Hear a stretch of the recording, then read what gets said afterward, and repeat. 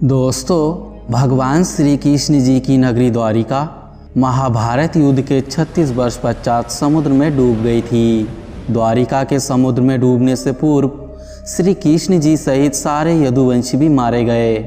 समस्त यदुवंशियों के मारे जाने और द्वारिका के समुद्र में विलीन हो जाने के पीछे मुख्य रूप से दो घटनाएं जिम्मेदार थी। एक माता गांधारी द्वारा भगवान श्री कृष्ण जी को दिया गया श्राप और दूसरा ऋषियों द्वारा श्री कृष्ण पुत्र सांब को दिया गया श्राप। तो दोस्तों, द्वारिका नगरी क्यों और कैसे डूबी थी, ये हम आज की कथा में जानेंगे। महाभारत युद्ध के समाप्ति के बाद जब युधिष्ठिर का राज तिलक हो रहा था, तब कौरवों की माता गांधारी ने महाभारत युद्ध के लिए श्री कृष्ण जी को दोषी ठहराते हुए श्राप दिया कि जिस प्रकार कौरवों के वंश का नाश हुआ है, ठीक उसी प्रकार यदुवंश का भी नाश होगा। महाभारत युद्ध के बाद जब 36वां वर्ष आरंभ हुआ तो तब तरह तरह के अपशगुन होने लगे। एक दिन महर्षि विश्वामित्र, कण्व, देवर्षि नारद आदि द्वारिका गए। वहाँ यादव कुल के कुछ नवयुवकों ने उनके साथ परिहास यानी मजाक करने का सोचा।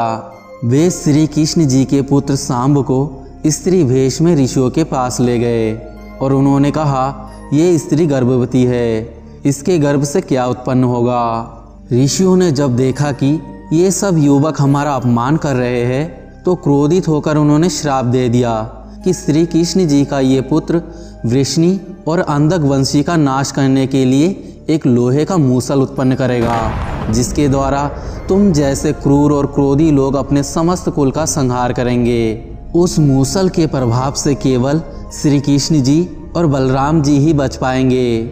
श्री कृष्ण जी को जब ये बात पता चली तो उन्होंने कहा कि ये बात अवश्य सत्य होगी। मुनियों के श्राप के प्रभाव से दूसरे दिन ही सांब ने मूसल उत्पन्न किया। जब ये बात राजा उग्रसेन को पता चली तो उन्होंने उस मूसल को चुराकर समुद्र में फेंक दिया। इसके बाद राजा उग्रसेन और श्री कृष्ण जी ने नगर में घोषणा कर दी कि आज से कोई भी वृष्णि और अंधक वंशी अपने घर में मदिरा तैयार नहीं करेगा। जो भी व्यक्ति छिपकर मदिरा तैयार करेगा उसे मृत्यु दंड दिया जाएगा। घोषणा सुनकर द्वारिका वासियों ने मदिरा ना बनाने का निश्चय किया। इसके बाद भी द्वारिका में भयंकर अपशगुन होने लगे। प्रतिदिन आंधी चलने लगी। चूहे इतने बढ़ गए कि मार्गों पर मनुष्य से ज़्यादा दिखाई देने लगे। वे रात में सोए हुए मनुष्य के बाल और नाखून कुतरकर खा जाया करते थे। उस समय यदुवंशी पाप की सारी सीमाओं का उल्लंघन करने लगे थे। जब श्री कृष्ण जी ने नगर में होते इस अपशगुनों को देखा तो उन्होंने सोचा कि कौरवों की माता गांधारी का श्राप सत्य होने का समय आ गया है। इन अपशगुनों को देखकर तथा पक्ष के 13वें दिन अमावस्या का संयोग जानकर श्री कृष्ण जी काल की अवस्था पर विचार करने लगे। उन्होंने देखा कि इस समय वैसा ही योग बन रहा है जैसा महाभारत युद्ध के समय बना था। माता गांधारी के श्राप को सत्य करने के उद्देश्य से श्री कृष्ण जी ने यदुवंशियों को तीर्थ यात्रा करने की अनुमति दी। श्री कृष्ण जी की आज्ञा से सभी राजवंशी समुद्र के तट पर प्रभास तीर्थ आकर निवास करने लगे। प्रभास तीर्थ में रहते हुए एक दिन जब अंधक एवं वृष्णि वंशी आपस में बात कर रहे थे, तभी सात्यकी ने आवेश में आकर कृतवर्मा का उपहास और अनादर कर दिया। कृतवर्मा ने भी कुछ ऐसे ही शब्द कहे कि सात्यकी को क्रोध आ गया और उसने कृतवर्मा का वध कर दिया। ये देखकर अंधक वंशियों ने सात्यकी पर हमला कर दिया। सात्यकी को अकेला देख श्री कृष्ण जी के पुत्र प्रद्युम्न उसे बचाने दौड़े। सात्यकी और प्रद्युम्न अकेले ही अंधक वंशियों से भिड़ गए, परंतु संख्या अधिक होने के कारण वे अंधक वंशियों को पराजित नहीं कर पाए और अंत में उनके हाथों मारे गए।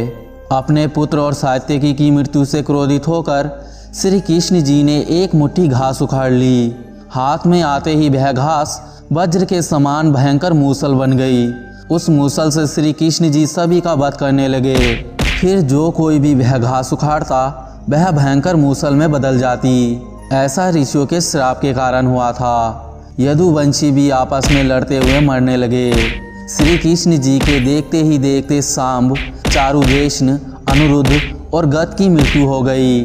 फिर श्री कृष्ण जी और क्रोधित हो गए और उन्होंने शेष बचे सभी वीरों का संहार कर डाला। अंत में केवल दारुक श्री कृष्ण जी के सारथी ही शेष बचे थे।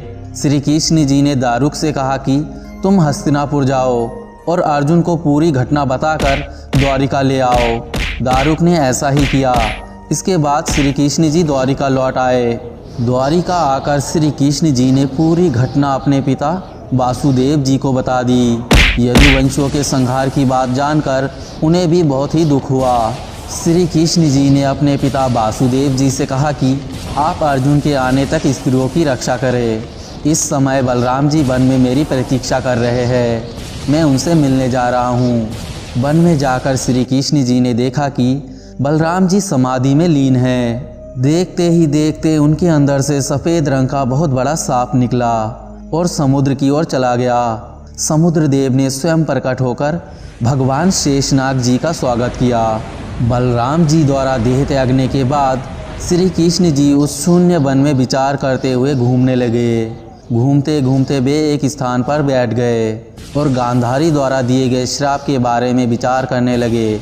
देह त्यागने की इच्छा से श्री कृष्ण जी ने अपने इंद्रियों को संयमित किया और महायोग समाधि की अवस्था में पृथ्वी पर लेट गए।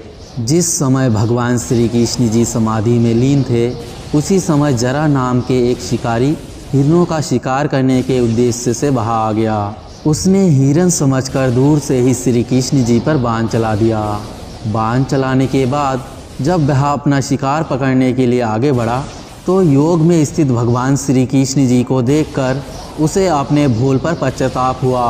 तब श्री कृष्ण जी ने उसे आश्वासन दिया और अपने परम धाम चले गए। इधर दारुक ने हस्तिनापुर जाकर यदुवंशियों की संहार की पूरी घटना पांडवों को बता दी। ये सुनकर पांडवों को बहुत शौक हुआ। अर्जुन तुरंत ही अपने मामा वासुदेव से मिलने के लिए द्वारिका चले गए। अर्जुन जब द्वारिका पहुँचे तब वहाँ का दृश्य देखकर उन्हें बहुत ही दुख हुआ और श्री कृष्ण जी की पत्नियाँ उन्हें देखकर रोने लगी। इसके बाद अर्जुन वासुदेव जी से मिले। अर्जुन को देखकर वासुदेव जी बिलख बिलख कर रोने लगे। वासुदेव जी ने अर्जुन को श्री कृष्ण जी का संदेश सुनाते हुए कहा कि द्वारिका शीघ्र ही समुद्र में डूबने वाली है, अतः तुम सभी नगरवासियों को लेकर इंद्रप्रस्थ के लिए निकल जाओ। तब अर्जुन भी बचे हुए नगरवासियों को लेकर द्वारिका नगरी से निकल गए। अर्जुन के वहां से निकलने के बाद द्वारिका नगरी भी समुद्र में डूब गई। यह दृश्य देखकर सभी को बहुत आश्चर्य हुआ। दोस्तों, अगर यह वीडियो आपको अच्छा लगता है तो लाइक करें, कमेंट करें, शेयर करें और हमारे चैनल को सब्सक्राइब करना ना भूलें। मिलते हैं अगले नए वीडियो में, तब तक के लिए जय श्री कृष्णा।